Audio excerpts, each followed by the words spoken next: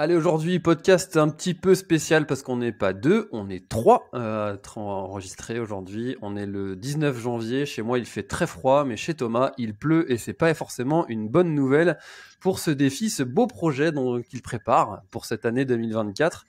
Thomas, je vais commencer par toi. Même si tu es déjà passé sur le podcast, est-ce que tu pourrais rapidement te présenter ou te représenter pour tous ceux qui ne te connaîtraient pas? Eh ben, c'est facile, je m'appelle Thomas, je suis jurassien, et je le revendique. Du breton le revendique, moi je revendique aussi que je suis jurassien. Je suis un ancien obèse, j'ai perdu pas mal de poids depuis 4 ans et aujourd'hui je me lance dans des défis, des aventures sportives pour m'accomplir, pour promouvoir le dépassement de soi et puis pour surtout se faire plaisir dehors, en quelque sorte. Voilà. Ouais, alors Thomas, on avait enregistré ensemble un épisode complet sur ton histoire, ton parcours. C'était, je me rappelle, c'était le tout premier épisode du format l'instant outdoor au moment où j'avais changé le nom du podcast, et c'était en 2021. Donc ça remonte un petit peu l'épisode qu'on avait fait ensemble. Mais chers auditeurs, si vous souhaitez aller en savoir plus sur l'histoire de Thomas, bah, je vous invite à aller découvrir son parcours sur ce format du podcast l'instant outdoor. Même s'il est un petit peu vieux, ça vous donnera un petit aperçu de qui est Thomas, de son parcours, de ton histoire. Stéphane, à ton tour, est-ce que tu pourrais rapidement toi aussi te présenter, s'il te plaît, même si, comme avec Thomas, on a déjà enregistré plusieurs épisodes ensemble. Oui, bonjour, bonjour à tous. Alors, Stéphane est Vosgien. Stéphane Brognard, il est aussi là pour accompagner Thomas dans sa démarche, dans ses démarches pour cette saison. Et j'accompagne Thomas en préparation physique et mentale maintenant depuis quelques semaines, même quelques mois. Et puis, je vais tenter, au travers de mon expérience d'entraîneur, de pouvoir lui faire mener à bien son expérience. Et puis voilà. Alors c'est un peu le début d'une blague, ça, hein. Un Breton, un Vosgien et un Jurassien sont en train d'enregistrer un podcast. Ouais, ça pourrait, ouais, ouais. Que va-t-il se passer? On connaît Moi, pas je la peux fin par contre, hein. Moi, je la connais, c'est le Vosgien qui va gagner, vous inquiétez pas. Ah ouais, Ah, toujours ça pareil, ça. dépend sur quel sujet, hein. Si c'est sur la gentiane, je vous suis pas, ça c'est sûr. Et si c'est sur le drapeau, non, c'est sûr que nous, on en a pas. On est peinard avec ça. Ah, moi j'en ai un par contre. Avec Thomas, on va en coudre un qui va mêler les deux. Enfin, ça va donner un beau projet, cette histoire. Bon, alors du coup, Thomas, est-ce que tu pourrais présenter ton projet 2024 qui est quand même un projet assez ouf. Voilà, donc si tu pouvais le présenter, s'il te plaît. Alors je vais présenter le projet, je vais présenter un peu l'ensemble, voilà ce qui fait qu'aujourd'hui aussi on enregistre à trois, que ça va permettre de comprendre un peu mieux. Donc moi en mai 2023, voilà j'ai fait une partie de la traversée du Jura en courant et j'avais sélectionné une trace que Stéphane avait créée pour un défi pour lui. Et voilà, et du coup, bon, tu m'as accompagné, ça, je pense que tout le monde l'avait plus ou moins compris. Et ensuite, je me suis lancé le projet donc de traverser le Jura de plusieurs manières différentes, en l'occurrence dans 7 sports différents, 7 traversées au fil des saisons. Et du coup, pour ce projet, qui sera aussi bien donc en raquette, en skating, en VTT, en vélo de route, en courant, à cheval et en ski à roulette, et ben j'avais besoin de quelqu'un pour m'accompagner, m'entraîner, mais il me fallait quelqu'un qui comprenne les défis, qui comprenne les obligations, et c'est évidemment vers Stéphane que je me suis tourné. Donc voilà un petit peu le projet de l'année, de vraiment traverser mon massif jurassien. Je me l'accapare un peu, mais mon massif jurassien au travers des parcours de la GTJ, de différents sports pour voilà toujours chercher des motivations, des contraintes et apprendre de toutes ces choses, quoi, tout simplement. T'as raison de te l'approprier parce que je crois que cette année, il n'y a pas grand monde qui va y passer autant de temps que toi dedans. Stéphane, quand t'as une demande comme ça, c'est particulière quand même, c'est quoi ta première réaction et qu'est-ce que tu te dis quand tu as eu la demande de Thomas en première instance? Quand Thomas m'a appelé, on avait déjà échangé effectivement sur sa traversée du Jura. On avait échangé aussi parce que j'étais susceptible de partir de pas très loin de chez lui pour un défi, mais qui a pas pu se faire parce que les dates se calaient pas et ça se télescopait. Bref, une demande comme celle-là, comme toutes les demandes des athlètes qui arrivent à la Team Point Barre, c'est déjà de leur demander mais qu'est-ce qui te prend, ça va pas, ou il y a un problème, t'as rien d'autre à faire dans ta vie, et je vais forcément aller titiller non sur la réalisation, parce que finalement la réalisation de Thomas n'est que la dernière roue de la charrette, que la genèse de ce produit, j'allais dire, de ce projet n'est pas du tout l'idée de vouloir traverser à tout prix. Je pense que derrière il y a forcément quelque chose qui traîne, qui est de l'ordre de très personnel. Alors moi j'appelle ça une cause noble personnelle. On a quelque chose au fond de soi qui nous donne envie de crier, de s'exprimer, je sais pas, de réaliser un rêve profond, une envie, tout un tas de raisons, mais qui ne sont absolument pas concrétisées. Ce sont des choses qui sont au fond de ton cœur ou au fond de ton âme ou au fond de ta tête. Et c'est surtout là-dessus que j'ai appuyé sur Thomas. C'est-à-dire que, et Thomas, malgré la manière dont il s'est présenté, on pourrait tout de suite imaginer qu'il a besoin de s'accomplir au travers de sa démarche corporelle et psychologique. Mais c'était peut-être pas aussi évident que ça en avait l'air. Et c'est pour ça que j'ai bien répété à Thomas. J'ai dit, ok, bon, si tu veux, mais explique-moi la genèse de ce projet. Qu'est-ce qui te pousse personnellement à avoir envie d'aller gesticuler? Alors, somme toute, un coup en cheval, un coup en kayak, un coup ce qu'il veut. J'ai envie de dire, ça, c'est de l'ordre du détail. Par contre, qu'est-ce qui te pousse à vouloir faire un défi personnellement? Et on va déjà partir de ce postulat que réaliser un défi sur une saison ou sur un week-end, ou etc., sera une mise dans la matière de ce qui traîne au plus profond de toi-même.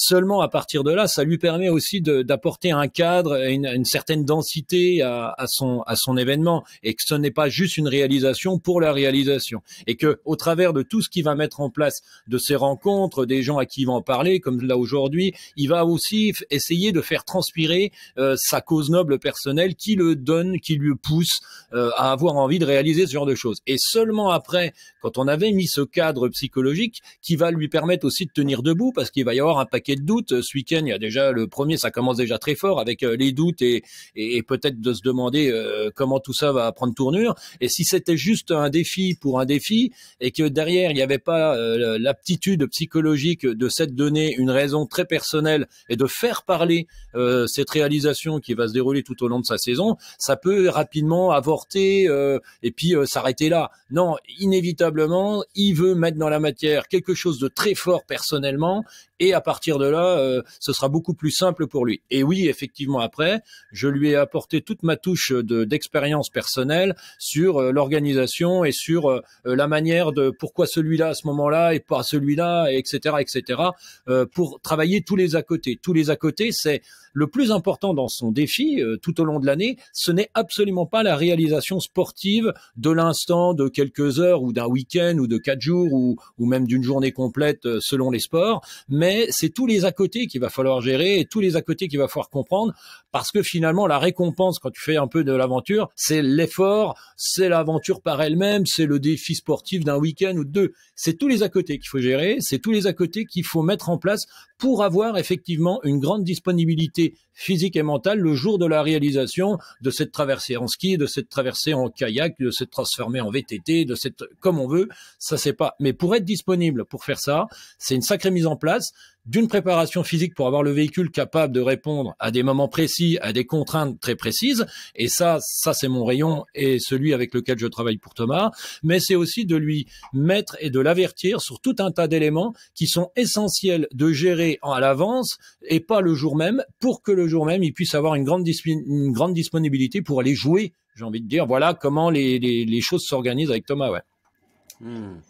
Alors avant qu'on revienne justement sur comment est-ce qu'on prépare tout ça, alors que ce sont des activités qui sont quand même si ça reste de l'ultra-endurance, ce sont des activités qui demandent des capacités physiques assez différentes, mais on reviendra là-dessus juste après. Mais c'est vrai que au-delà de l'effort physique, il y a aussi tout le volet, et ça c'est un truc sur lequel Thomas, toi t'insistes pas mal, c'est que au-delà de l'effort physique, c'est aussi une démarche presque entrepreneuriale de devoir préparer toutes ces aventures. J'en parlais avec Jonathan Labarre dans l'épisode 258 qui est aventurier, parce que l'aventure, ça demande des moyens, et les moyens, il faut aller les chercher, et tout ça, c'est quelque chose auquel aussi tu te prépares, Thomas, j'imagine. C'est ça. Alors, bon, pour en revenir sur ce que vient de dire Stéphane, voilà, je pense que tout le monde a bien compris pourquoi aussi j'ai choisi Stéphane comme personne pour m'accompagner, parce que son discours, son expertise est porteur et te fait avancer. Donc, sur la partie mentale, c'était une des parties vraiment obligatoires aussi à travailler, parce que bon, bah, le physique, voilà, si on fait le boulot, si on apporte les contraintes au corps, voilà, il se prépare, ça c'est une chose, mais toute la partie mentale, j'avais besoin pour cette année aussi d'être accompagné pour pousser encore plus loin, pour aller vraiment chercher à comprendre tous les leviers. Et voilà, c'est l'expertise de Steph qui m'aide aujourd'hui vraiment à avancer et à chercher au plus profond le pourquoi. Et oui, effectivement, j'ai mis vraiment la partie entrepreneuriale cette année dans ce défi, parce que au-delà de mes études de diététicien que je vais finir là au mois de juin, enfin j'espère du moins, il y a vraiment une recherche de partenaires, parce que sur ce défi qui dure toute l'année, derrière on crée un film documentaire pour pouvoir en parler lors de conférences, pour pouvoir donner aussi envie à d'autres personnes, voilà, à des personnes qui aujourd'hui sont pas forcément des sportifs, qui ont juste envie de se donner un objectif, de se fixer des envies, et de montrer que quand on est un peu Monsieur Tout le Monde, parce que je me considère vraiment comme Monsieur Tout le Monde, on peut réussir à accomplir des choses en cherchant le pourquoi tu veux l'accomplir, en qu'est-ce qui te donne la motivation, l'envie. Et donc aujourd'hui, ça fait partie prenante de mon métier d'entrepreneur, de baby presque aventurier un jour, et de pouvoir voilà, de trouver le fond pour aller mener à bien cette aventure, quoi. Alors tu vois, Stéphane, Thomas, il se considère un petit peu comme Monsieur Tout le Monde, mais est-ce que tu crois réellement que tout le monde pourrait y arriver? Oui, tout le monde peut y arriver, parce que la structure, comme le rappelle Thomas, que je mets en place, est valable à peu près pour tout le monde. Quelqu'un qui n'a jamais fait un plat et qui a envie de se lancer dans la réalisation d'un magnifique repas pour Noël le 24 au soir, mais qui a jamais mis les pieds dans une cuisine, pourrait imaginer que c'est complètement fou de se lancer le jour de Noël avec 13 personnes à table. Et c'est exactement la même histoire. La personne qui n'a jamais fait de cuisine, mais elle a une bonne raison très profonde et personnelle d'avoir envie de faire plaisir à l'ensemble de sa famille, et que l'outil utilisé sera par exemple de faire un magnifique repas, et il va y avoir une mise en place incroyable pour que ça puisse se réaliser. L'histoire, elle est que là, elle n'est pas du tout dans la réalisation du physique, parce que Monsieur et Madame Tout le Monde, Kylian Jornet n'est pas Monsieur et Madame Tout le Monde aux yeux à peu près du monde entier en ce qui concerne le trail, mais peut-être qu'il est Monsieur et Madame Tout le Monde dans tout un tas d'autres sujets, et qui doit certainement utiliser les mêmes méthodes qui lui permettent de pouvoir réaliser des choses extraordinaires lors de ces épreuves. Et pour Thomas, il est Monsieur et Madame Tout le Monde dans le domaine du sport. J'ai jamais entendu parler d'un Thomas réalisant des performances qui puissent largement dépasser la moyenne. Il est dans des performances somme toute Monsieur et Madame Tout le Monde. C'est ça aussi qui veut dire qu'il est Monsieur et Madame Tout le Monde. Ce n'est pas son métier. Il s'entraîne pas 35 heures par semaine pour pouvoir parvenir à faire des performances extraordinaires, de vivre de ses sponsors, etc., etc. Donc lui, il enclenche une démarche qui vient avant tout d'une envie profonde personnelle d'exprimer des choses, et il a choisi l'outil qui s'appelle le sport outdoor. Alors effectivement, on pourrait le faire passer tout de suite dans une catégorie d'extraordinaire, parce que les épreuves qui s'est choisies, ce ne sont pas des épreuves que Monsieur et Madame Tout le Monde, là pour le coup, auraient de but en blanc en se levant le matin à dire « je vais traverser le Jura en VTT ».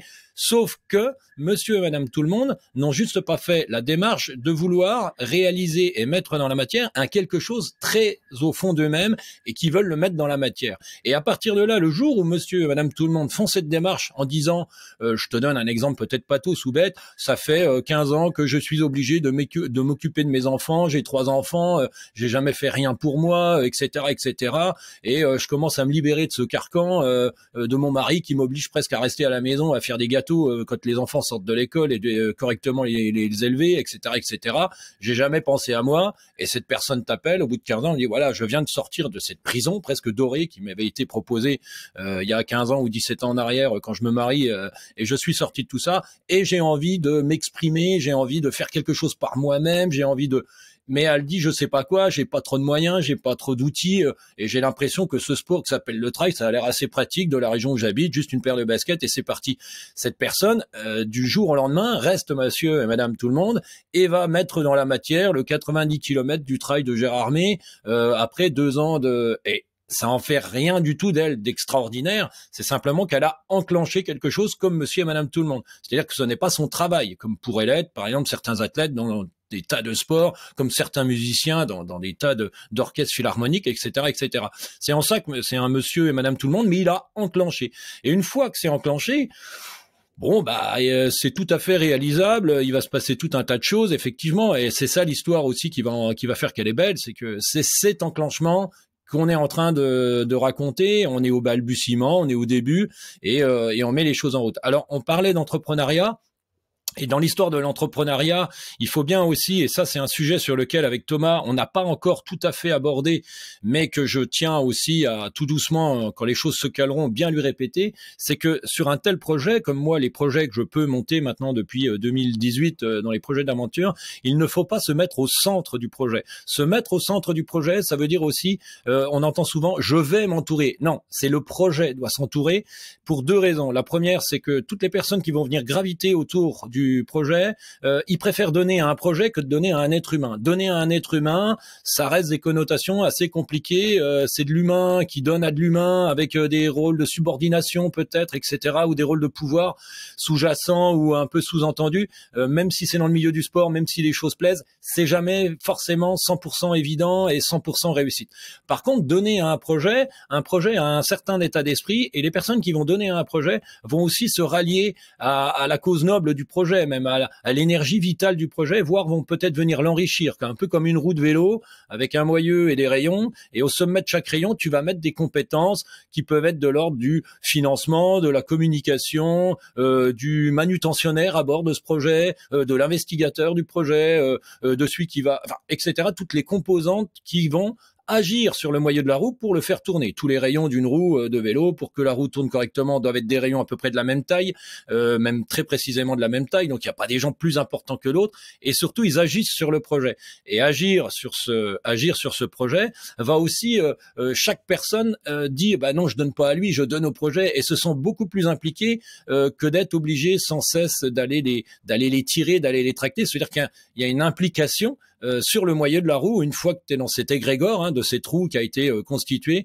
ça s'enclenche. Et surtout, ça va donner aussi à Thomas, une fois que les choses seront, parce que tout le monde agira avec ses forces, et c'est pas à toi de les tirer, c'est eux qui vont volontairement, après leur avoir proposé, agir avec leurs forces et leurs armes et leurs possibilités sur ce moyeu de roue. Et Thomas se détache de pas mal de choses, notamment d'avoir le temps de se préparer, d'avoir le temps de se renseigner sur tout un tas d'éléments pour pouvoir réaliser. Parce que sinon, il va se retrouver, s'il est au centre du projet, il se retrouve un peu comme un couillon à être obligé de faire un tas de gestion incroyable et de ne pas aller, parce que au final, c'est quand même l'obligation de tenter de réaliser. Mais si c'est pas possible, parce que il a passé beaucoup plus de temps à faire de l'organisation matérielle, financière, etc., que là, effectivement, ça commence à être plus délicat. Donc, quand vous construisez un projet, ne vous mettez pas au centre du projet, ça vous protège de tout un tas de choses, mais aussi, surtout, ça permet à tous les intervenants de ne pas être dirigés par quelqu'un qui pourrait aller tout le temps les tirer ou leur obliger à faire des choses, mais à eux-mêmes, une fois qu'ils se sont engagés, se sentir obligés d'actionner sur le moyeu de la roue pour ah mince, je fais partie à ma petite dose de celui qui va faire tourner ce moyeu de la roue. Et ça, c'est des éléments qu'il faut ne pas oublier en termes d'organisation. C'est tout simple à faire, mais une fois que c'est un peu intellectualisé, on essaye de tenter de le mettre dans la matière, de l'écrire, et généralement, on passe aussi à un moment. C'est ça l'entrepreneuriat dans ce genre de petits projets qui peuvent effectivement découler après, en ayant respecté ces idées-là, peut-être d'aller un peu plus loin et de créer une autre roue de vélo dans un autre projet et qui peut même devenir professionnel pour Thomas, ouais. C'est beaucoup plus facile en plus quand tu te détaches du projet et que tu y crois et que tu penses vraiment que ton projet en vaut la peine, plutôt que de te mettre comme acteur principal et unique et pour aller chercher des partenaires, surtout quand on a un petit peu du mal quand on n'est pas, quand on dit vulgairement un vendeur de tapis et qu'on a un peu du mal à aller chercher des financements. C'est plus facile de vendre un projet quand on y croit vraiment. Thomas, tu voulais réagir? Je t'ai un peu coupé Ouais, la je chic. je voulais réagir. C'était un peu la conversation qu'on avait hier avec François, justement sur le fait dans nos organisations de s'entourer de personnes de compétences qui permettent de soulager de soulager la création du projet. Moi, c'est vrai que là pour le coup, j'ai des gens qui ont rejoint l'aventure de par eux-mêmes en plus parce qu'ils ont cru au projet, donc c'est ce qui est encore plus beau et qui me dégage pas mal de temps sur un peu la communication, tout ce qui va être mis en place autour et acteur de ce projet. Donc c'est ce qui est super et c'est ce qui rejoint vraiment ce que Stéphane vient de dire pour mener à bien et pour moi me concentrer sur ce que moi j'ai à faire de la meilleure des façons possibles, quoi. Et alors, c'est justement, Thomas, c'est quoi cette cause noble personnelle, comme Stéphane l'appelle, que tu portes pour aller réussir ce projet? Et si tu pouvais aussi, je t'en ai déjà parlé, comme tu dis hier, on a un petit peu papoté par messages vocaux. C'est quoi pour toi l'élément qui fera que ce défi est réussi ou non? Alors pour la question du défi réussi ou non, j'ai pas envie d'y répondre tout de suite parce que j'ai prévu sur mon podcast ta réponse en direct. Donc j'y répondrai plus ou moins directement. Mais la cause noble, moi, c'est vraiment rechercher à toujours avancer et à montrer qu'il y a rien qui est impossible. Voilà. Là, depuis que voilà, j'ai fait cette traversée du Jura l'année dernière, qui m'a donné vraiment l'envie de toujours me dépasser. J'ai vraiment écrit cette histoire en me disant, il y a rien qui est impossible. Si on cherche les solutions, si on met en place des choses pour avancer, pour toujours se dépasser, pour toujours chercher la solution au problème sans jamais baisser les bras, eh ben, il y a rien qui est impossible. Alors, je dis pas que j'échouerai pas. Je dis pas qu'il y a une traversée qui va pas voilà, peut-être pas aller au bout. Ça, je ne sais pas. Aujourd'hui, on est incapable de le dire et je suis incapable de le dire. En tous les cas, si toutefois je venais à ne pas aller au bout de quelque chose, bah, ça serait pas un échec, ça serait vraiment un apprentissage en me disant, bah, à ce moment-là, qu'est-ce qui n'a pas fonctionné, qu'est-ce que tu n'as pas fait correctement, quel a été le problème, sur quoi t'as pas su rebondir. Et c'est vraiment la cause voilà que je veux défendre, c'est ma cause profonde en disant que rien n'est impossible, il faut s'en donner les moyens, il faut essayer d'avancer, il faut voilà construire la machine, chacun à son échelle, chacun à son niveau pour pouvoir atteindre l'objectif que tu te fixes. Voilà, en gros c'est bah si tu veux atteindre le sommet, arrête de regarder la montagne, gravis-la. Donne-toi les moyens de ce que tu as envie. Il y a pas de petit objectif, il n'y a pas de petite montagne, il n'y a pas de petit Everest et chacun à sa propre échelle peut accomplir des belles choses, quoi. C'est un peu la cause que je défends et que je mets en place pour moi, quoi. Alors tu vois Stéphane, ça c'est un sujet qui me passionne et parce que c'est un peu la genèse de ce podcast de dire aux gens, voilà, vous pouvez réaliser les choses que vous avez envie de réaliser, n'attendez pas, vaut mieux fait que parfait. Et pour autant, tu vois, l'autre jour j'ai été reçu par une jeune fille qui a lancé son podcast et qui a attendu 3 ans avant de lancer son premier épisode. Alors j'étais très honoré d'être l'invité de son premier épisode de son podcast, mais je me suis dit, mais pourquoi avoir attendu 3 ans pour lancer ce podcast? Et dans les objectifs que les gens se lancent, il y en a plein qui osent pas comme ça se lancer, y aller, et pour autant, enfin voilà, tu en fais partie, j'en fais partie, on répète que allez-y, faites-le. Pourquoi est-ce qu'il y a des gens qui ont toujours ces blocages à ton avis? Le blocage, il est très très simple dans ce que tu viens de dire. C'est dès que tu commences à vouloir jouer dans la même cour que plein d'autres et à te comparer. C'est-à-dire que quand Thomas il nous explique que lui sa cause noble c'est de réaliser des choses pour montrer que à l'impossible nul n'est tenu, que l'on peut réaliser des choses extraordinaires.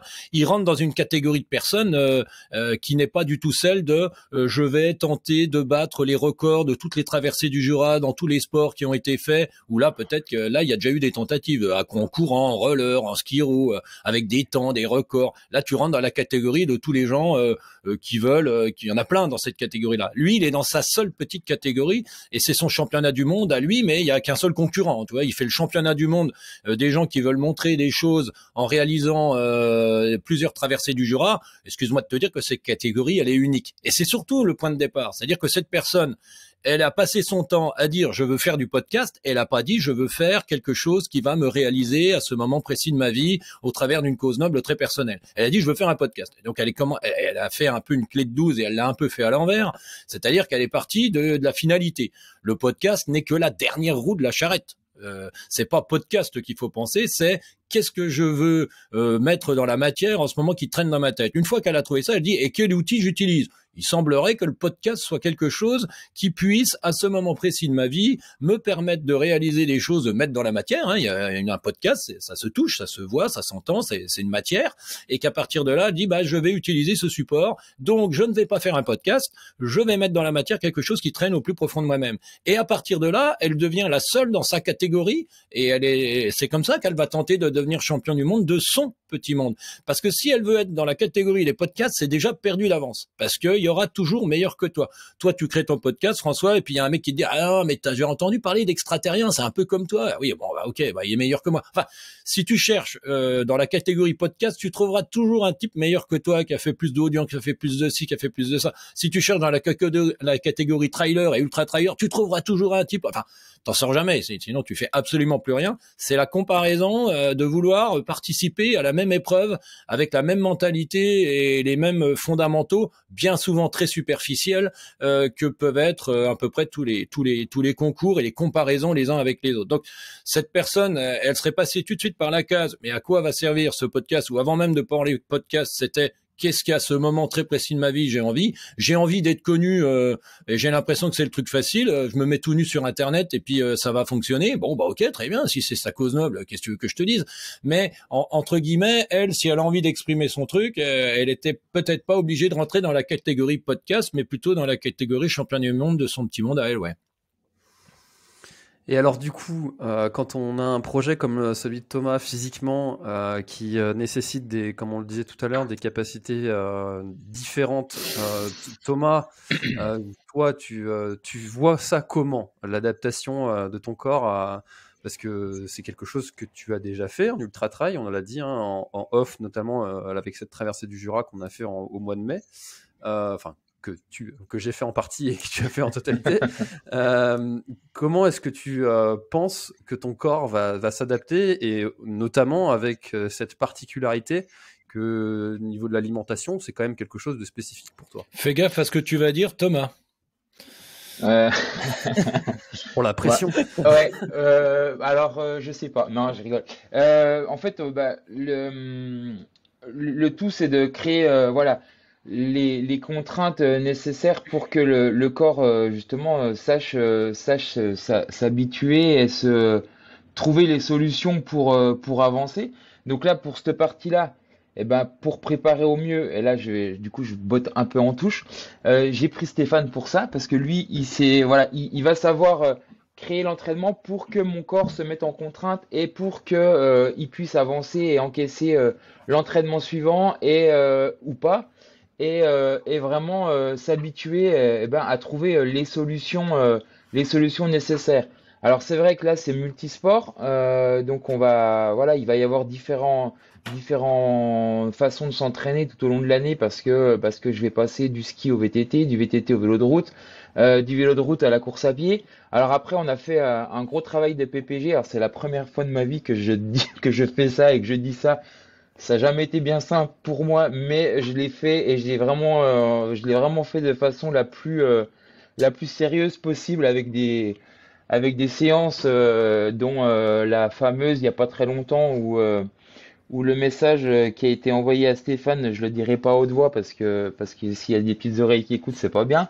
Mais mais où tu travailles la partie bah là c'est la partie physique, mais aussi la partie mentale et c'est ce qui est intéressant dans cette approche de travail.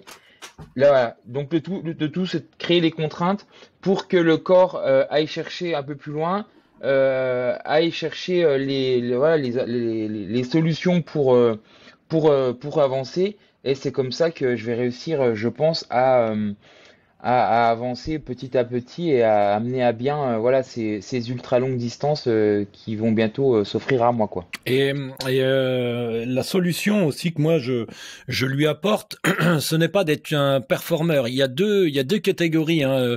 Il y a le sport qu'on pourrait dire de haut niveau et codifié, que tu sois premier ou avant-dernier de l'Ultra Trail du Mont Blanc, tu cherches à minimiser considérablement toutes les parts d'incertitude. Alors chacun a sa place et chacun a son niveau, mais le but de beaucoup de personnes quand tu t'entendais des sports codifiés, tu minimises totalement ou en grande partie ou le plus possible, ou tu tentes de le faire, les parts d'incertitude pour essayer d'avoir, de rendre une copie avec le véhicule qui va faire la plus belle des performances à chacun à son niveau. Ça, c'est la partie, on va dire, sport de haut niveau ou sport codifié.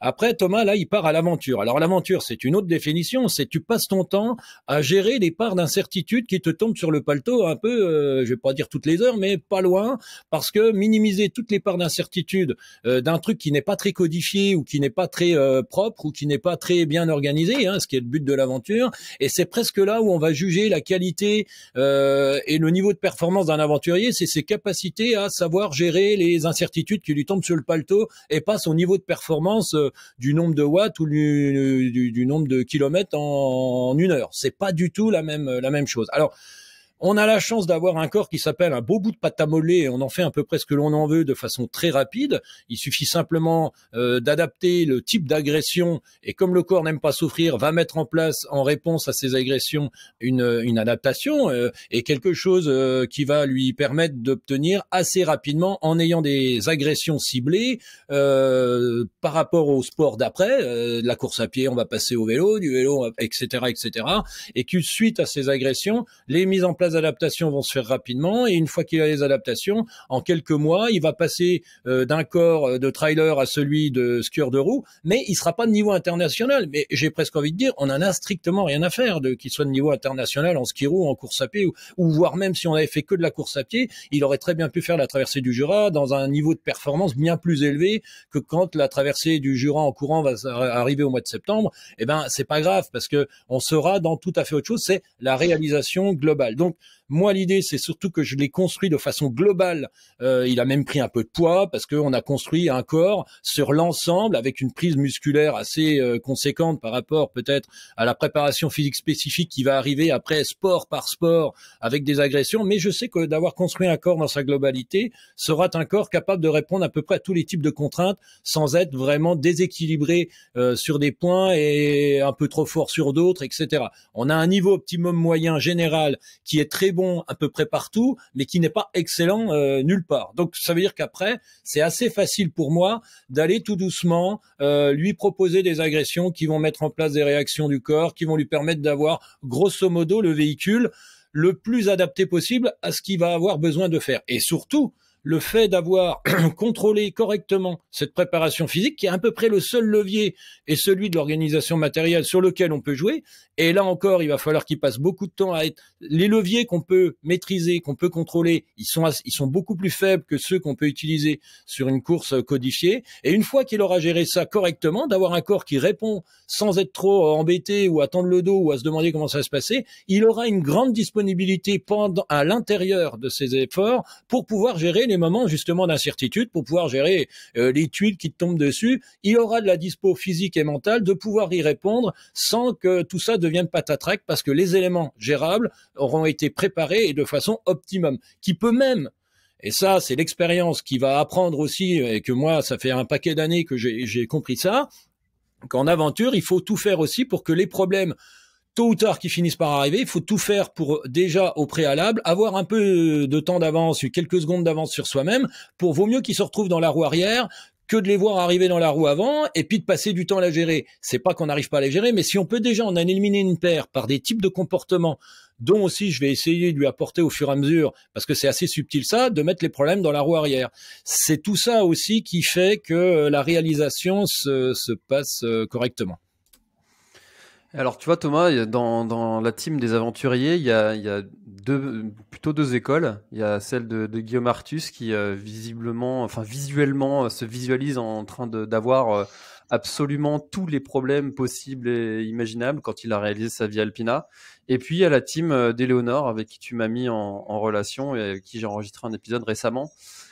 Qui plutôt ne se visualise pas parce que ça n'est pas utile pour elle et qui prévoit de compenser les problèmes qu'elle rencontre en s'adaptant. Toi, tu es plutôt de quelle école? Moi, je suis plutôt de l'école à m'adapter. J'ai du mal à visualiser tout ce qui pourrait m'arriver parce que déjà, je préfère ne pas y penser et me consacrer sur autre chose. Alors, bien sûr, il y a toujours des choses à laquelle on peut penser parce qu'on écoute beaucoup, on se renseigne, voilà, même s'il n'y a pas de parole divine, on est bien d'accord. Mais voilà, on apprend de tout le monde. Mais moi, je préfère partir, je dirais, avec une légère part d'insouciance en me disant, voilà, j'ai pensé à ça, j'ai pensé à ça. Pour moi, c'est ce qui est en priorité à penser. Par contre, ce qui peut arriver le long de la route, je préfère trouver la solution de par moi-même et de pas forcément y avoir pensé avant. Parce que déjà, un, ça ne peut ne pas arriver. Parce que deux, je préfère avoir une disponibilité mentale sur tout ce qu'il peut y avoir autour à préparer plutôt que de penser à des choses qui potentiellement ne peuvent pas arriver. Donc voilà, je suis un peu dans la team Léonore en me disant, je préfère voilà, à l'instant T réagir.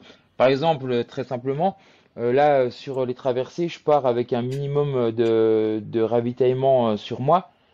Le tout va être de me ravitailler aussi le long du parcours parce que je veux pas d'assistance, parce que je veux me débrouiller de par moi-même et qu'on n'est pas au fin fond d'un désert ou je ne sais pas quoi. On traverse quand même pas mal de villages, donc je vais trouver des solutions dans ces villages. Il y a des refuges, il y a plein de choses. Voilà, ça fait partie des petits plus où je me dis, non, je préfère ne pas trop me charger, je préfère dérouler mon aventure et mon histoire comme elle va aussi un petit peu venir sans tout préparer et me mettre une pression mentale en me disant, ah, faut que je pense à ça, faut que je pense à ça, faut que je pense à ça. Voilà, j'ai le minimum, j'ai de quoi faire, mais je veux une disponibilité mentale, quoi. C'est un peu ta façon de faire aussi, Stéphane, quand tu pars, je sais pas, en Russie à vélo. Ouais. C'est un peu comme ça aussi que tu fonctionnes? Ah, alors c'est un très bon sujet. J'avais tendance à vouloir organiser de A à Z aussi beaucoup de choses dans mes premières aventures où il n'y a pas encore si longtemps que ça, de maîtriser un maximum d'éléments maîtrisables pour justement avoir de la dispo. Et là, j'ai tendance à pousser le process un peu plus loin et notamment la Russie a vraiment été pour moi le premier test de cette histoire.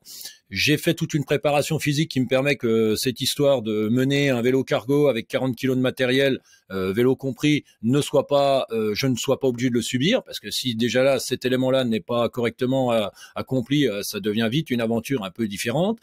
C'est un souci de moins, j'ai envie de dire. Mais par contre, sur tout un tas de petites organisations que j'aurais très bien pu maîtriser, contrôler, organiser, qui est celle, par exemple, une fois arrivé à Moscou, de prévoir le logement exactement, de quasiment à donner la date et l'heure à laquelle j'allais arriver à l'hébergement, que de là leur dire que j'allais rester exactement tant de jours, d'avoir déjà presque prévu un camion, un taxi ou je ne sais quoi qui me ramène à la frontière, de là de trouver d'avoir presque le cheminement. Non, je suis parti de Sapois, ici dans les Vosges, je suis allé jusque Moscou et à peine, et je communiquais sur le fait de dire je n'ai absolument rien prévu sur une fois l'arrivée en Russie avec toutes les obligations et les contraintes que j'avais en Russie, qui étaient par exemple de celle de de dormir forcément dans une auberge ou dans un gîte ou dans un hôtel. Je pouvais pas, comme depuis mon départ, dormir dans les bois.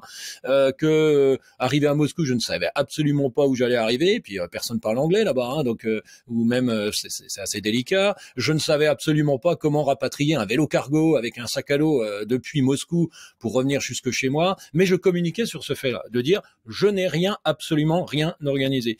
Et ce qui devait arriver, dont je n'étais pas forcément sûr, non que je ne fais pas confiance à personne, c'est qu'avant je maîtrisais tellement les éléments que je fermais la porte à des personnes qui avaient peut-être la possibilité et l'envie de venir rentrer dans le projet. Et à peine passé les premiers kilomètres, même déjà un petit peu avant en Russie, je commence à recevoir des messages. Enfin, Joy me communique en me disant il y a des personnes sur ton réseau Instagram ou autre qui sont en train de t'envoyer des messages en disant bah oui, on voit bien que Stéphane va arriver en Russie, n'a absolument rien prévu. Alors moi, je lui conseillerais ou tiens, il peut. Et puis au fur et à mesure que j'avançais, ça a terminé à la communauté française à Moscou a été mise au courant et est vraiment contente. On attend, on suit ton aventure via ta balise, on t'accueille, on te trouve une auberge de jeunesse, on fera un grand pot réception. Et après pour le retour, alors comment ça se passe? Alors j'en voyais au fur et à mesure que j'avançais, j'avais pas trop d'idées. Et ça a terminé que effectivement, après 3-4 jours à Moscou, il y a un taxi qui est là, qui m'emmène à la frontière. De là, quelqu'un connaît en Lettonie une amie qui vient me chercher avec son 4x4, qui m'amène quasiment à la frontière avec la Lituanie, dormir sur un quai de gare. De là, je charge le vélo, j'arrive à Vilnius. Et à Vilnius, un transporteur vosgien poids lourd a un homologue à Vilnius qui amène un camion vide une fois par semaine à Paris, à Rungis. Et ben il dit bah écoutez, j'ai mis en relation mon homologue, dites à Stéphane que à Vilnius telle adresse, quelqu'un qui parle en plus français sera capable de l'accueillir, de garder son vélo et son vélo partira à Paris et puis de Paris les transporteurs vosgiens lui ramèneront son camion en ramenant du fret et le vélo il est arrivé par un des employés devant la maison. Parce que cette chaîne, j'avais autorisé l'entrée dans mon projet sans le vouloir. J'avais laissé les portes ouvertes. Si vous verrouillez tout, c'est souvent un peu, on n'a pas trop envie d'aller s'immiscer là-dedans parce qu'on se dit, le mec il a tout verrouillé, tout prévu, et que toutes ces parts du coup donnent une certaine valeur encore plus grande à l'aventure parce qu'elle a été partagée. Et l'idée de vouloir être totalement autonome, il faut faire attention aussi à ce terme parce qu'il y a des gens du coup ils vont complètement se fermer. T'as presque envie de leur dire écoute, mets-toi dans une pièce complètement close, mets-toi sur un tapis roulant et puis ferme-toi au monde si tu veux. Non, l'idée de vouloir partir en autonomie, c'est plutôt maintenant, moi, dans ma définition, j'aurais tendance il y a quelques années à vouloir tout verrouiller et maintenant, je suis plutôt tendance à dire, je pars avec ce qui me semble être le minimum vital qui me permet au quotidien de pouvoir assouvir à peu près tous les besoins fondamentaux que j'ai besoin pour avancer, mais par contre, je laisse très grands ouverts la possibilité à tout un tas de personnes de pouvoir entrer parce que nous sommes des êtres sociaux, on n'est pas du tout des êtres à vouloir se couper du monde volontairement. En plus, en passant devant la fenêtre de chez les gens et en étant fermé, c'est peut-être pas forcément une bonne solution. Par contre, de laisser grand ouvert la possibilité et de dire que c'est grand ouvert va offrir aussi une belle histoire inattendue et apporter tout un tas de réconfort dont chaque être humain, peu importe ce qu'il est en train de faire, aime aussi avoir cette forme de chaleur humaine, de réconfort, etc., etc. Et voilà comment moi maintenant je gère un peu ces histoires d'autonomie et d'ouverture et ma prochaine aventure qui se passe dans le désert va inévitablement être parce que ça va encore aller plus loin dans cette idée-là, mais je vais maintenant plutôt vers ça pour offrir cette belle possibilité d'arriver du sang neuf et des idées nouvelles dans le projet et des spontanéités de choses qui font forcément sourire, qui font chaud au cœur, qu'on adore voir et que ce genre de rencontre c'est pour la vie et on l'a en tête toute sa vie et c'est ça les petites histoires de l'aventure dans l'aventure qui sont c'est juste magnifique c'est vrai que c'est ça qu'on retient. Ouais. Vas-y Thomas. Ouais, pour rebondir sur ce que disait Stéphane là tout de suite, moi c'est pareil. Là j'ai vraiment l'envie de partir en autonomie pour toujours chercher des solutions. Mais la porte est fermée à personne. C'est-à-dire que si y a quelqu'un qui travaille pas lundi, mardi et qui a envie de venir traverser un bout pendant 10, 15, 20 bornes avec moi, viens, on partage, on discute, ça permet d'échanger, de se connaître, de faire des rencontres formidables. C'est l'esprit que j'aime. De même que j'ai des refuges qui ont entendu parler du projet parce que j'ai pas contacté tous les refuges directement, mais j'ai reçu 3 ou 4 mails en me disant, bah, tu passes quasiment toute la traversée devant le refuge, tu sais qu'il est toujours ouvert, tu peux m'envoyer un message à n'importe quelle heure, voilà, même s'il faut te faire une soupe ou n'importe quoi à 2 heures du matin, bah, c'est ouvert. Et tu te dis, bah, les gens sont hyper accueillants et c'est là que tu te dis que bah, t'as pas besoin de partir avec 50 millions de choses parce que la solution est aussi sur le chemin, quoi. Donc c'est super cool, quoi. C'est vrai que ça, c'est une croyance quand tu démarres un peu ce genre de projet, de l'aventure, d'avoir besoin de tout cadrer, etc. Et en fait, c'est Mike Horn qui dit que si tu veux connaître les 100% des réponses qui sont sur le chemin, tu pars jamais. Mais il y a quand même des choses qui font peur aux gens. Je sais pas, il y a des gens, je sais pas, comme ma femme par exemple, qui a peur de courir la nuit. Ça, tu vois, tu peux difficilement le combattre, si ce n'est d'aller un petit peu plus souvent, te rendre compte que ça se passe bien, etc. Toi, Thomas, dans ce défi, qu'est-ce qui te fait peur? Qu'est-ce qui me fait peur? Je sais pas. J'ai peur tout court, mais la bonne peur, la peur qui te donne envie d'y croire, qui me donne envie d'y aller, qui donne envie de me prouver à moi-même que je suis capable d'essayer de faire ce que je dis. J'ai une image qui m'est venue l'autre jour, je discutais avec une amie et j'ai une image qui m'est venue, j'ai un peu l'impression d'être un gamin de 5 ans à qui on vient d'offrir une boîte de Lego. Donc il est super content, mais sur la boîte de Lego, il y a marqué à partir de 10 ans. Donc en gros, c'est touche pas à ça petit con. Mais vas-y, fais ton expérience et crois à ça. Moi, la seule peur, je dirais, c'est éventuellement de me blesser ou autre pour voilà, c'est parce que ça mettrait à mal l'aventure au total. Mais je pense que ça, c'est la peur d'un peu Monsieur Tout le Monde.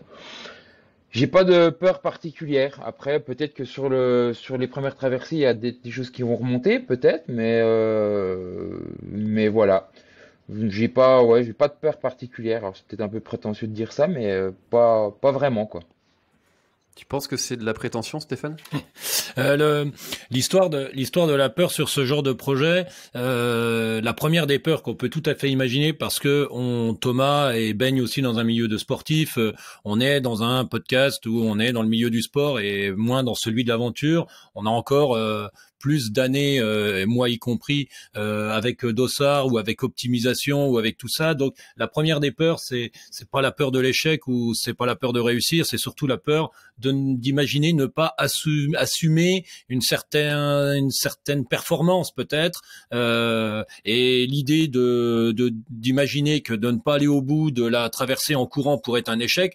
Quand tu parles d'aventure, le mot-là n'existe même pas, on sait même pas ce que ça veut dire, parce que ça c'est des comportements de sportifs, et ça c'est principalement la première des peurs que Thomas pourrait inévitablement avoir, parce que on est encore dans une définition un peu sportive de cette histoire-là. Alors ça, c'est la principale peur. Après, il a dans toutes ces aventures-là, il n'a pas d'engagement physique qui pourrait lui prêter le soupçon d'avoir peur de s'endommager sérieusement, physiquement, etc., etc.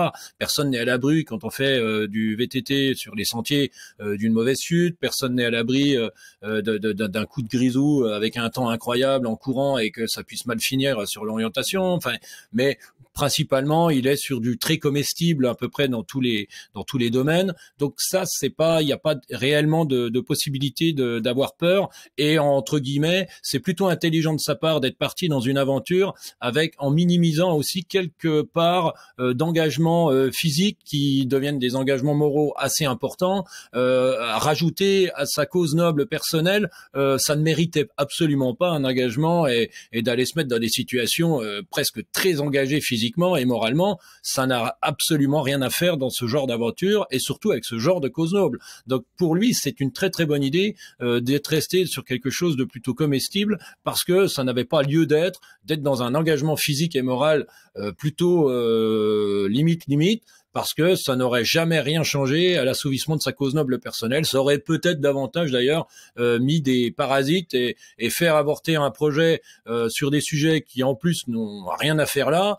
ça aurait été très dommage. Là, il utilise un support qui est juste parfait, d'utiliser le comestible, qui sont utilisés tout au long de l'année dans son territoire, que l'accent de son territoire est mis aussi sur la traversée du Jura, à peu près dans tout.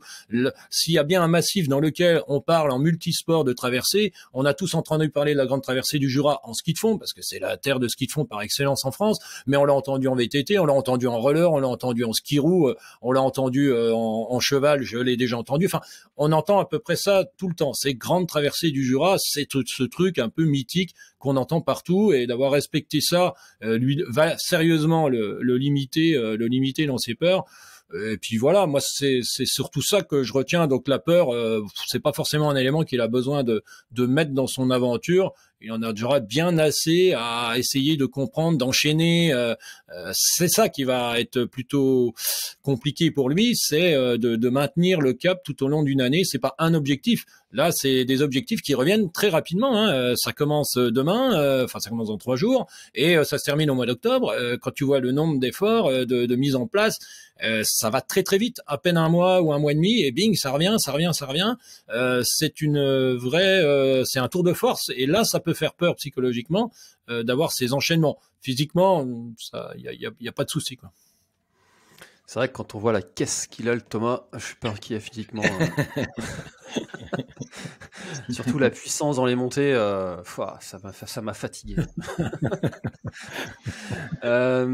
Thomas, c'est quand même assez ouf ce que tu prépares. Je te le redis, je te l'ai déjà dit, je te le redis. Demain, dans 3 jours, tu prends ce premier départ. Là, pour le coup, les conditions météo sont un petit peu pas favorables. Comment est-ce que tu vas t'adapter à tout ça? Eh ben, je vais m'adapter. Là, je vais partir dans le haut. Je vais aller voir un peu. Alors, j'ai été en contact avec plusieurs personnes. C'est un peu bizarre. Je prendrai la décision dimanche de savoir si je pars avec des skis ou pas. Ça sera vraiment le point clé. Après, je pense que à la base, c'était raquettes et ski de rando nordique. Je vais rajouter une paire de baskets supplémentaires que je n'avais pas prévu de base, parce que si voilà, pour pouvoir bah voilà, gagner du temps à certains endroits, parce que si c'est pour se trimballer des raquettes qui servent à rien, enfin voilà, ça va être l'adaptation. C'est ce qui est génial, et c'est ce qui me botte, c'est que va falloir s'adapter, et s'adapter jusqu'au dernier moment. Donc c'est ce qui est hyper motivant et hyper captivant dans ce truc-là. C'est bah voilà, va falloir s'adapter. Comme je disais tout à l'heure, la réponse elle va être sur le chemin, et puis bah là ça va être juste un peu en amont. En soi, ça va pas changer grand-chose. Je vais partir avec le même sac, je vais partir avec les mêmes habits, je vais partir tout pareil sur le reste. C'est juste, bah, on va dire le moyen de locomotion qui va un petit peu changer, peut-être en dernière minute. J'en saurai plus ce soir, et voilà un petit peu le truc, quoi. Moi, dans ton projet, tu vois, on se connaît un petit peu. Je sais que le ski de fond, c'est quelque chose que tu as pratiqué un petit peu tout le temps, même si le ski roue, c'est quelque chose que tu connais un peu moins. Mais il y a quand même un élément qui comme, enfin, moi, me fait halluciner, c'est le cheval. Tu savais que j'allais dire ça. Euh, comment est-ce que on devient, pardon. Comment est-ce qu'on devient cavalier en moins d'un an, et comment est-ce que tu comptes te préparer à ça? Parce que pour le coup, Stéphane, là, physiquement, c'est quand même complètement différent, l'adaptation physique. Alors, Stéphane, tu vas parler physiquement, et Thomas, tu vas me parler techniquement. Je laisse commencer celui qui veut. Physiquement, pour préparer une aventure qui sera la dernière en plus, hein, le côté équestre sera la dernière des aventures, sera un peu la cerise sur le gâteau. Il va partir tel un cow-boy avec les Luke en arrière-plan avec la musique. Je sais pas comment ça va se passer, son histoire. Je pense que l'apprentissage, encore une fois, il est inévitable qu'après la dernière aventure, on va repartir sur de la PPG pure et dure pour être à peu près sûr qu'il aura une technique qui sera plus qu'aléatoire, et toutes les personnes qui font un peu de cheval vont t'expliquer que la technique est essentielle pour ne pas terminer juste totalement en compote au-dessus. Donc, comme je n'ai pas beaucoup d'outils et de connaissances dans le milieu, le seul côté que je peux me rassurer pour que lui puisse éventuellement pallier, même après quelques initiations, ne sera loin d'être le corps avec cette technique très précise qui permet peut-être d'enchaîner un certain nombre d'heures sur le cheval. Ce sera préparation physique générale. C'est à peu près la meilleure des solutions que je puisse avoir parce que le soir, il va falloir s'arrêter, faire tout un tas de choses, etc. Il va falloir un corps multitâche, multifonction et pallier à ce déficit technique qu'il n'aura pas. Il peut bien faire tout ce qu'il veut, même s'il s'y mettait dès maintenant, ce serait compliqué d'avoir efficacement une technique qui lui permette de pouvoir ne pas terminer à moitié en compote. Donc, ce sera que préparation physique générale entre la dernière des épreuves enfin l'avant-dernière et la dernière. Ouais. Et Thomas, techniquement alors? Ça va bien se passer. La technique et la tactique, c'est ça? Non, la technique, ça va bien se passer. Non, plus concrètement. Là, j'attendais de laisser passer la première traversée, de me mobiliser vraiment à fond sur le lancement de l'aventure. Et après, on m'a conseillé un centre équestre vers Besançon qui a priori est bien. Je vais aller m'en rapprocher pour. Alors, je vais pas en faire mon sport de prédilection, c'est sûr, parce que je n'ai pas forcément le temps et puis j'ai pas non plus voilà l'envie de faire que ça. Mais je vais aller prendre des cours et puis je vais aller monter pour apprendre un maximum. Et j'ai la chance sur cette traversée qui sera la seule où je serai accompagné du début à la fin. Et ça, je le précise toujours parce que c'était vraiment important pour moi par rapport à l'animal ou autre.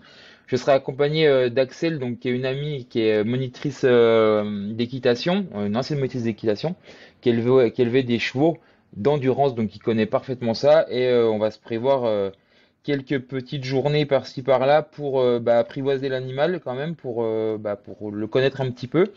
Et surtout pour qu'elle me donne voilà les bases pour ne pas trop subir.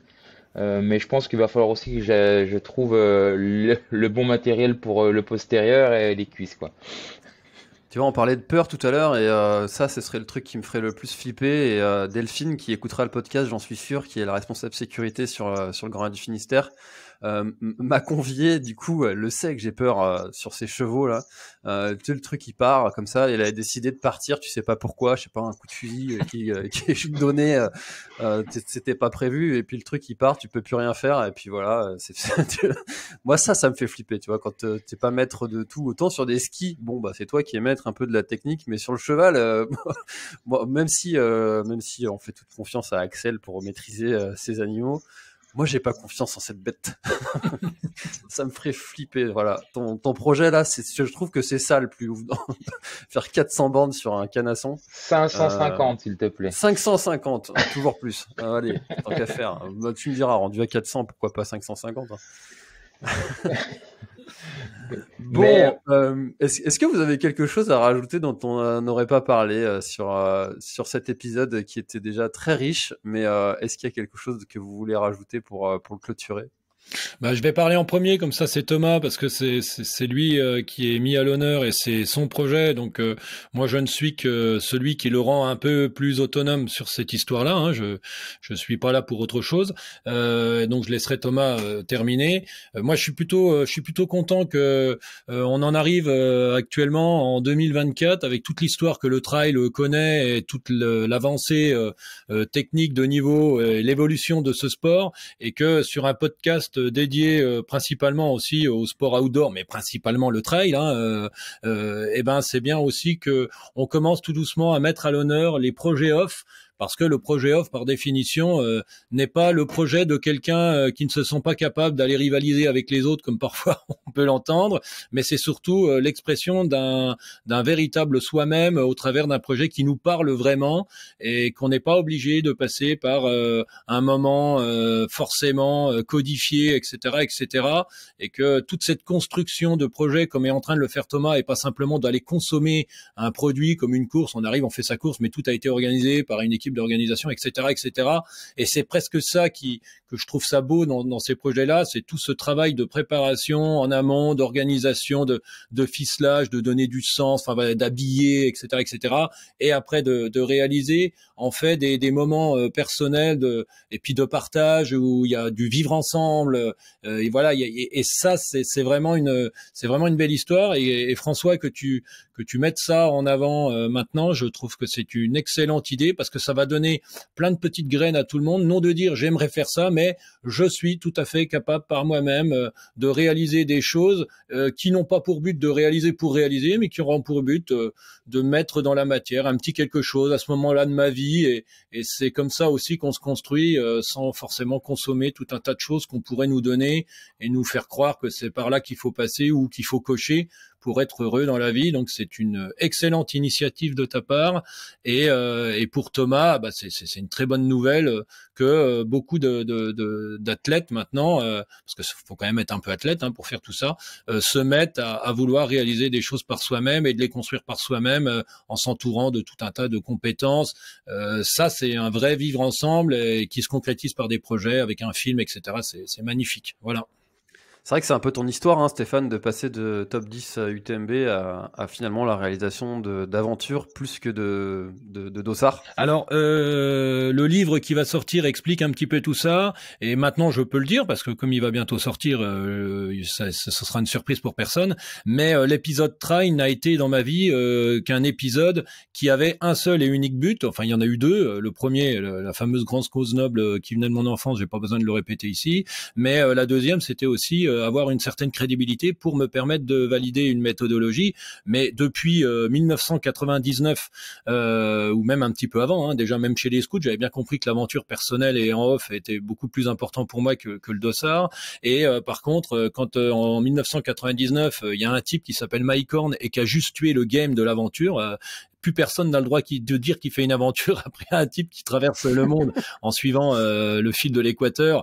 Il a juste tué l'histoire de l'aventure. Il l'a fait un peu tôt, mais inévitablement, moi, c'est tout de suite vers ça que ça m'a attiré, parce que là, pour le coup, on pouvait faire dire comme on voulait, on pouvait modeler ça comme on voulait, sans être sous contrainte du monde extérieur. Et c'est quand même un fabuleux moyen d'expression, même si c'est pas toujours considéré comme ça. Mais oui, l'épisode Trail et Top 10 à l'UTMB, comme tu le dis, était inévitablement, moi, c'était très orienté, parce qu'en passant par cette case-là, je validais toute une méthodologie que j'avais mis en place depuis 2009 et qu'après, ça me permettait d'aller véritablement vers ce que j'ai toujours souhaité vraiment faire et être, qui est ce moyen d'expression qui s'appelle le sport outdoor. Donc moi, c'est un vrai passage que, comme tu le dis, mais c'est maintenant une vraie réalisation. Donc t'imagines qu'accompagner des athlètes comme Thomas qui partent dans ce genre de projet, mais magnifique, quoi.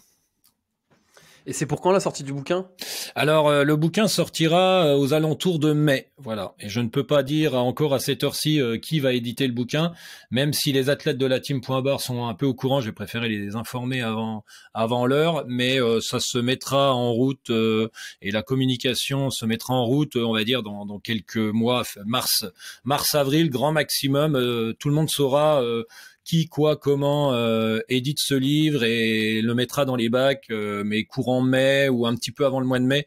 Normalement, la sortie du livre de Stéphane Brognard devrait arriver dans l'univers. Bon, écoute, on en reparlera, j'imagine, sur le podcast ensemble quand ce sera sorti. Voilà. Avec grand plaisir, en tout cas, parce qu'en plus, on me l'a demandé suite à nos premiers épisodes, on en avait déjà parlé. Et il y a des gens qui m'ont dit, mais où est-ce qu'on peut le trouver ? Voilà, ça viendra. Ça vient. Thomas, du coup, à toi. Eh ben, moi, voilà, merci. Merci de m'aider aussi à faire vivre cette aventure. Alors, je vais commencer par remercier Steph qui a tout de suite répondu présent à ça de par déjà sa méthodologie de travail, pardon, ce qui m'apporte, mais aussi tout l'aspect conseil qu'il peut m'apporter à côté sur l'organisation, voilà, ça a vraiment été un gros levier pour moi d'être accompagné par Steph et de commencer que cette aventure de début d'année là, accompagnée de la meilleure des façons. Et après, il y a toutes les personnes qui gravitent autour, voilà, qui viennent m'aider. On est en train de monter, je suis en train de monter une belle équipe autour de moi, aussi bien sur bah voilà, avec Mathieu sur la partie communication, avec Pierre-Antoine pour le film, les photos, voilà, les partenaires qui sont là pour m'aider aujourd'hui parce que voilà, comme Vincent Defresne avec Kayak qui me fournit tout l'habillement, voilà, c'est génial d'avoir mobilisé autour de ce projet des marques, une marque jurassienne engagée en plus qui correspondent vraiment à mon état d'esprit, donc ça c'est vraiment top. Et puis bah, pour en revenir à ce que disait Stéphane, lui il a fait du top 10 UTMB à l'aventure aujourd'hui et moi j'ai jamais fait du top 10 UTMB, je le ferai jamais, c'est sûr et certain. Mais j'étais un bon coureur moyen. C'est juste parce que t'as pas envie, mais si t'avais envie, tu le ferais. Ouais, on va dire ça comme ça, pas du tout prétentieux le mec. Non, voilà l'envie du dossard. Alors c'est sûr, il y a toujours des courses qui feront peut-être envie un jour, mais pour le moment, je suis pas du tout là-dedans. Les seuls dossards que je vais prendre cette année, c'est sur une course de ski parce que c'est chez moi, et puis voilà. Mais par contre, c'est vraiment cet aspect aventure et dépassement et toute la partie, bah voilà, création, montage du projet, tout ce qui en découle, le film, en parler derrière en conférence ou autre, c'est vraiment, voilà, c'est monter ce projet, c'est vraiment un projet d'aventure et c'est super, bah, c'est super enrichissant au niveau bah, personnel et aussi bien que l'accomplissement sportif du truc.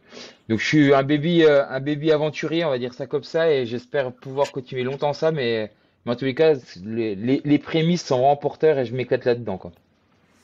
En tout cas, moi je vois ça un petit peu de l'intérieur avec tous nos échanges et je trouve que tu as une grande énergie, une grande résilience, un sang-froid aussi. Des fois, quand on te dit non, tu te braques pas, tu te dis bon bah c'est non aujourd'hui, mais ce sera peut-être pas non demain. Et ça c'est vachement important de pas prendre les noms personnellement aussi parce que si on te dit non, bah tu peux vite te baisser les bras, te décourager et puis c'est pas c'est pas un comportement que tu as. Donc bravo pour ça déjà. Et puis bah écoute, est-ce que tu peux aussi partager où est-ce qu'on peut suivre tes aventures et la réalisation qu'il y aura après, même si on en reparlera évidemment à la fin de tout ça. Et, j'ai hâte de voir un petit peu Et, le rendu de tout ce qui va se passer. ouais, eh ben vous pouvez tout suivre donc sur mes réseaux sociaux, Thomas Bio, rien de plus simple. Il y a tout le détail du projet sur mon site internet www.thomasbio.com. Après, après bah, vous retrouvez voilà vraiment tout sur mes réseaux sociaux. Vous pouvez également écouter. J'ai créé un podcast donc rendre possible l'impossible là, pour faire vivre l'aventure de l'intérieur. C'est des podcasts courts entre 10 et 30 minutes où je fais vivre un petit peu bah, les ressentis au jour le jour ou autre parce que je sais pas écrire mais je sais un peu mieux parler. Donc du coup, c'était la façon originale de faire vivre le projet. Et après, bah, il y a également, vous pouvez me contacter, m'envoyer des messages, je réponds à peu près à tout le monde s'il y a des questions ou autres, et c'est avec grand plaisir de communiquer. Et puis, bah, les deux, je vous attends quand même peut-être sur un bout de traversée, s'il y en a qui veulent se joindre à moi, c'est avec grand plaisir. Les cartes sont jetées. Je viendrai pour la partie cheval. Moi aussi, moi je viens pour le cheval, moi. Ah, chacun avec son chapeau de cow-boy et puis le brin de maïs dans la bouche, c'est ça? Exactement. Appelle-moi Lucky Luke et tout se passera bien. C'est exactement ça. Bon bah merci beaucoup à tous les deux d'avoir pris le temps d'échanger ici sur l'Instant Outdoor, chers auditeurs. J'espère que cet épisode vous a plu. Si c'est le cas, faites-le savoir autour de vous et puis n'hésitez pas à envoyer un petit message à Thomas si vous avez envie de l'encourager, voire de le suivre sur l'une de ses aventures. Et puis si jamais vous avez envie vous-même de préparer des aventures, n'hésitez pas aussi à en parler à Stéphane et peut-être qu'il pourra vous aider, vous accompagner dans vos projets les plus fous. On se dit à très bientôt dans un prochain épisode. Merci Thomas, merci Stéphane, bye bye. Bye Salut bye. François.